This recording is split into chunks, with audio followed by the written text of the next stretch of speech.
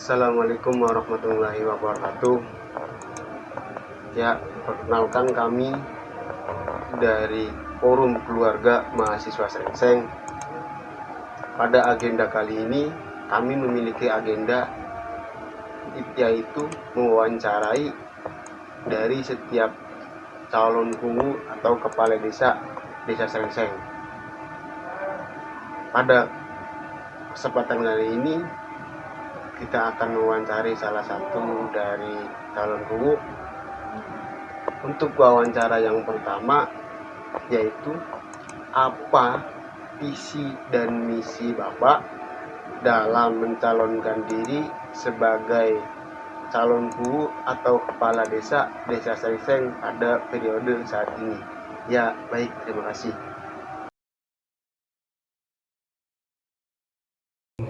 Terima kasih. Assalamualaikum warahmatullahi wabarakatuh.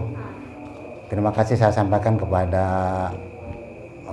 mahasiswi Porkemas Desa Srengseng yang pada malam hari ini dalam kesempatan ini bisa hadir di rumah saya dalam rangka menanyakan visi dan misi saya kalau terpilih menjadi KU Desa Srengseng. Visi saya adalah Rahmat ini singkatan dari religius,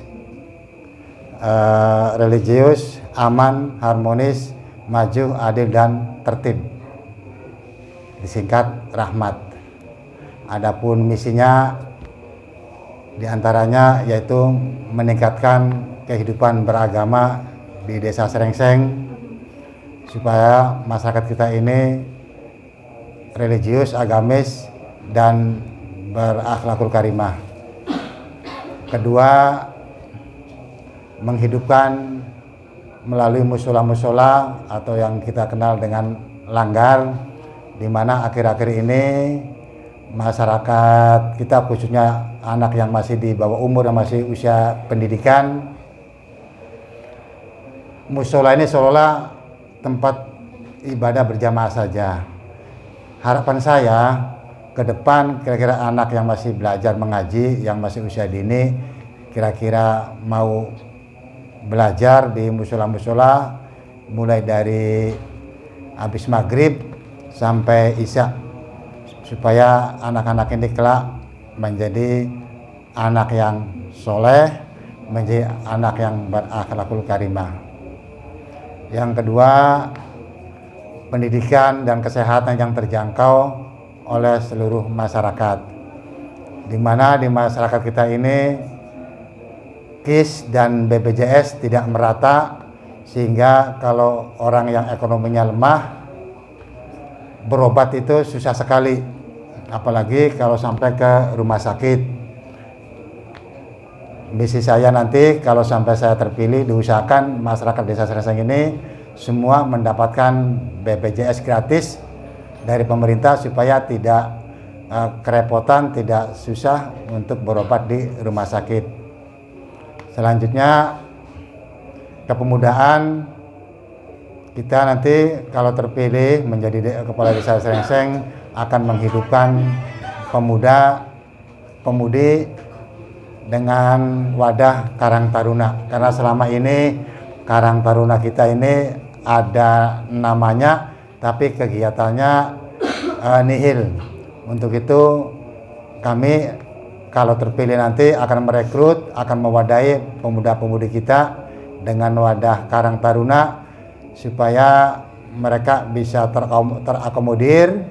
Apalagi kalau kita tengok ke belakang akhir-akhir ini bahwa Srengseng ini dicap konon katanya desa begal lah, kriminalitasnya tinggi dan sebagainya. Mungkin di sini karena pemuda kita kurang tersentuh oleh pemerintah, kurang tidak ada wadah, tidak ada kurang penyuluhan dari atau kurang pengakuan dari pihak tokoh masyarakat ataupun dari pihak pemerintah desa. Terus poin yang lainnya masalah ibu-ibu PKK juga nanti kalau kita terpilih diaktifkan kembali supaya kiprahnya ibu-ibu PKK ini ada kegiatan yang kedepannya bisa menambah wawasan, bisa menambah ilmu, pengalaman, sudah barang tentu nanti bisa membantu bapak-bapak atau sebagai pemimpin keluarga. Selanjutnya misi saya mewujudkan keamanan sampai terkecil sampai ke RT RW. Kira-kira masyarakat kita ke depan merasa nyaman, merasa aman. Jangan sampai ada lagi masyarakat parkirkan motor di halaman sampai hilang. Nah, ke depan kita keamanan ini ditingkatkan sampai ke terkecil, sampai ke tingkat RT ke RW, sehingga masyarakat merasa nyaman, merasa tenang, merasa terlindungi. Selanjutnya, misi saya yang tidak kalah pentingnya, saya akan transparan dengan anggaran, dengan pelaksanaan pembangunan, di mana nanti kita akan mengajak, memfungsikan lembaga desa, dalam hal ini BPD dan LPN, Lembaga Pemberdayaan Masyarakat Desa, difungsikan, dan setiap kali membangun sesuatu perlu dimusyawarahkan untuk mufakat supaya pembangunan tersebut bisa dirasakan dan bisa dimanfaatkan oleh masyarakat umum. Jadi segala prioritas diutamakan. Terus untuk menangani masalah banjir, mestinya kita akan normalisasi saluran-saluran, sungai-sungai, kali-kali yang sekarang tersumbat yang mengakibatkan banjir. Akan kami normalkan kembali, yang sempit-sempit dilebarkan, dikuras, dan jalan-jalan yang pada becek, insya Allah nanti program saya betonisasi, baik jalan setapak maupun jalan desa akan dibeton supaya normal, bebas banjir, bebas becek, jalannya normal, airnya berjalan dengan lancar. Terus masyarakat yang membuang sampah sembarangan, nanti kita bikin perdesnya, dikenakan sanksi supaya jerah, supaya sadar, dalam ini masyarakat desa kelihatan bersih dan sehat. Saya kira itu yang bisa kita sampaikan.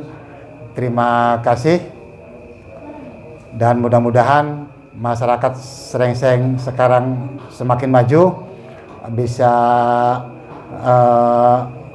membuka wawasannya sehingga memilih saya sebagai calonku Desa Srengseng Isrodin nomor 3. Terima kasih.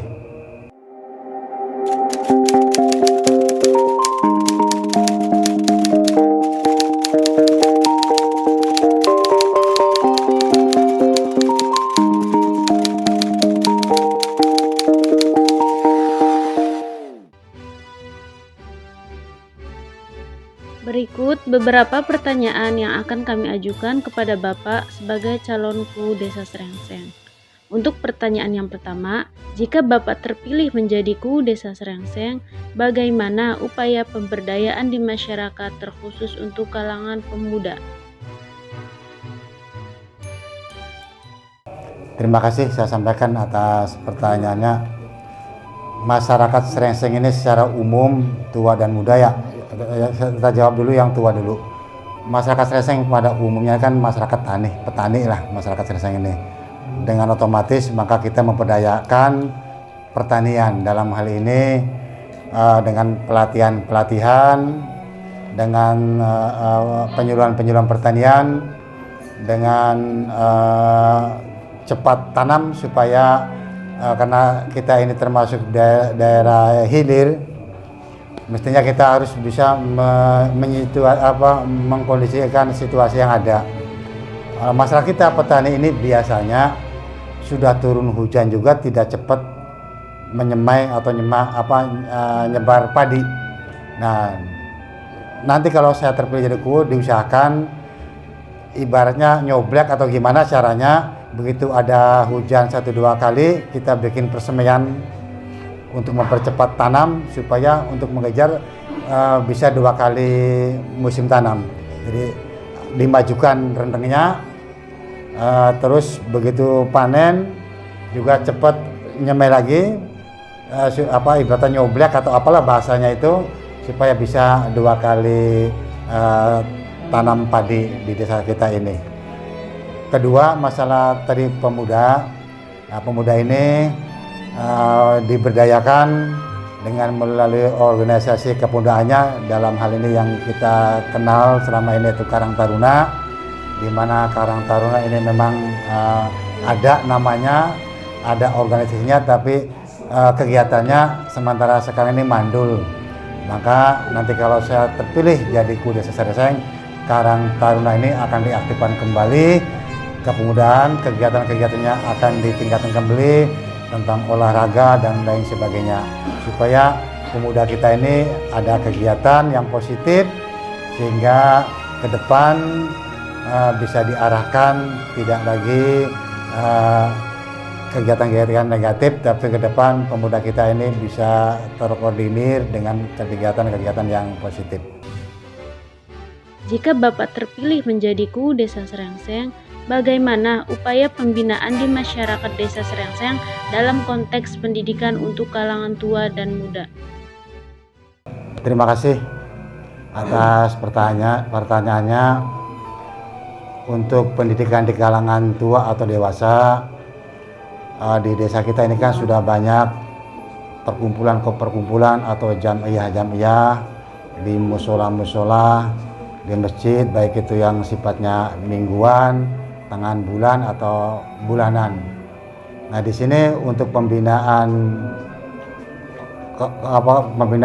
dewasa, bapak-bapak, ibu-ibu, kita bisa melalui pengajian-pengajian umum, pengajian-pengajian jamiahan. Mudah-mudahan dengan berkumpul dengan pengajian-pengajian yang dilaksanakan di musola-musola atau di masjid atau di pesantren ini, masyarakat kita menambah ilmu, menambah wawasan, menambah pengertian, sehingga dalam bermasyarakat kita bisa hidup rukun, bisa hidup berdampingan, bisa hidup bersama dan damai.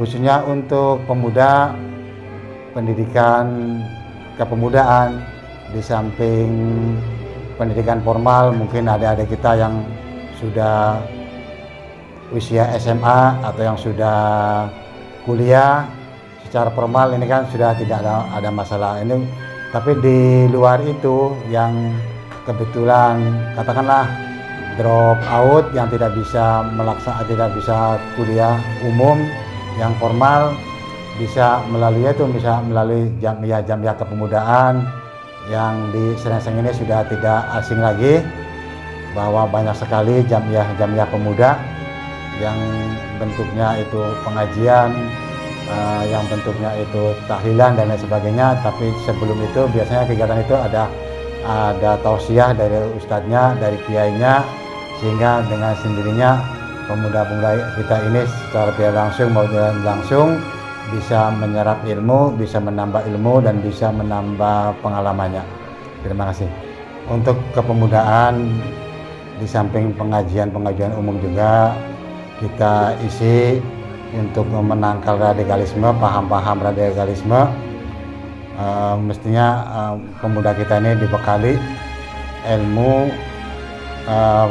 pengalaman, ilmu pendidikan, ilmu agama yang bertentangan dengan untuk penangkalan radikalisme ini, untuk menangkal paham-paham radikalisme yang akhir-akhir ini banyak sekali di kota-kota besar, di sekolah-sekolah formal, tidak menutup kemungkinan juga masuk ke desa-desa, karena harusnya derasnya informasi lewat media sosial, elektronik, sehingga kalau pemuda kita tidak dibekali dengan pemahaman-pemahaman itu, maka sangat bahaya sekali untuk pemuda kita.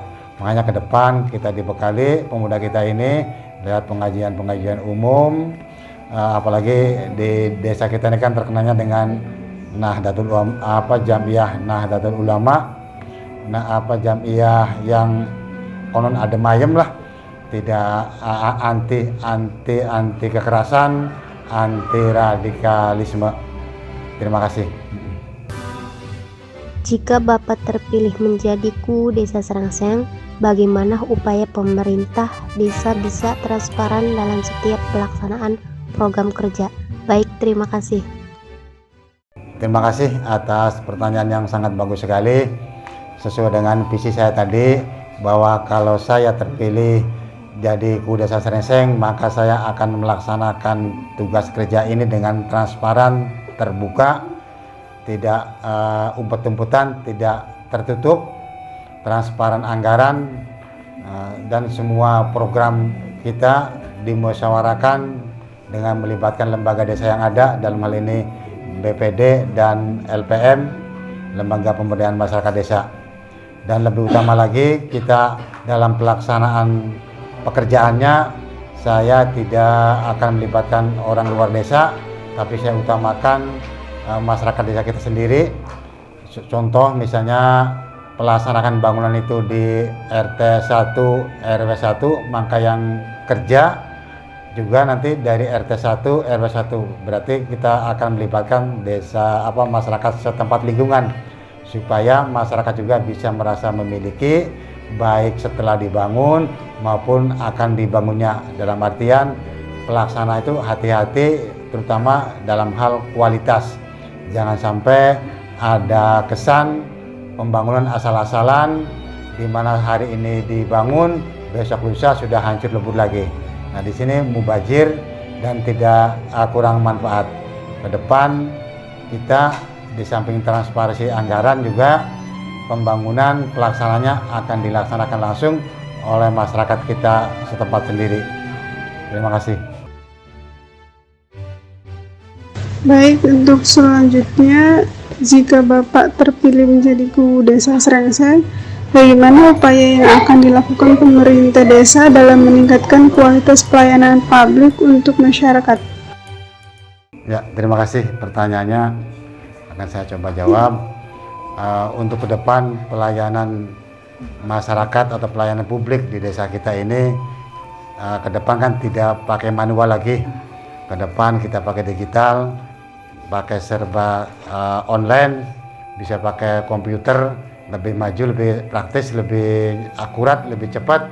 Jadi pelayanan ini secara digital, tinggal bagaimana nanti kita perangkat digital yang disiapkan dengan tenaga ahli yang mumpuni, mungkinkah dari adik-adik mahasiswa ini yang bisa kita manfaatkan tenaganya, bisa kita sharing, bisa bantu-bantu ke pemerintahan desa, supaya masyarakat ini jangan ada kesan bahwa ke desa tidak ada orangnya dan lain sebagainya, sehingga membuang waktu.